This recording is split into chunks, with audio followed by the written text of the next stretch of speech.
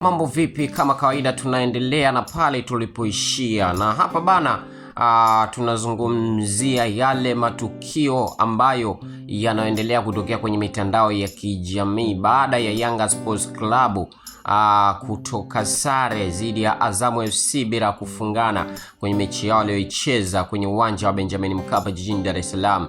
Lakini hapa bana tunaona wadau mbalimbali wakizidi sana kuizungumzia ile tukio ama faulo iliyochezwa kwenye boksi la Azam FC, na hivyo basi Yanga kunyimwa mkwaju wa penati. Oya, kama kawaida tunaona wadau mbalimbali hususani Zaka Zakazi ni moja kati ya shabiki mkubwa sana wa Azam FC, lakini pia ni kiongozi ndani ya timu hiyo ya Azam FC. Lakini hapa ukiachana Zaka Zakazi, Ahmed Ally kama kawaida anatoa yake, na yeye unajua tena yeye kama yeye bana hapitwi na jambo, baada ya kuona malalamishi mengi sana yakiendelea hasa kwenye mitandao ya kijamii, mashabiki wa Yanga wakidai kwamba wamenyimwa mkwaju wa penati wa wazi kabisa baada ya Prince Dube kuchezewa rafu kwenye boksi la Azam FC dakika ya 91 ambapo ni dakika za mwishoni kabisa. Lakini Ahmed Ally ameweza kuandika kupitia kwenye Instagram yake akiuliza swali, hebu nionyesheni huyo anayetaka penati ya Dezo ni nani?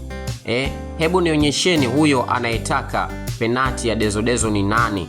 Oya, mwamba bana kama kawaida yake haachagi utani kabisa, na hiyo ndio post aliyoicomment. Lakini ameposti picha yake akionekana amevaa kikombati fulani hivi kama cha mlinzi fulani na kikofia chake, inaonyesha kama vile ni kamanda, na anauliza kwamba ni nani huyo ambaye anayahitaji penati ya Dezo. Na hiyo bana ndio mitandao ya kijamii inayoendeleza utani hasa kwenye swala zima la soka. Na pia bana mashabiki wa Simba Sports Club wanafurahia sana sare ya Yanga kwa sababu wanaona kabisa gepu la penalti linapungua, na hivyo basi hiyo ndo taarifa ambayo tuliweza kufikishia. Je, wewe kama wewe nini maoni yako? Ile ilikuwa ni penalti halali ama si penalti halali? Basi funguka hapo, na mimi sina mengi zaidi ya kuomba gusa neno subscribe, lakini pia hakikisha unagusa na alama ya kengele, like, comment na kushare. Na hii ni Chuma Online TV.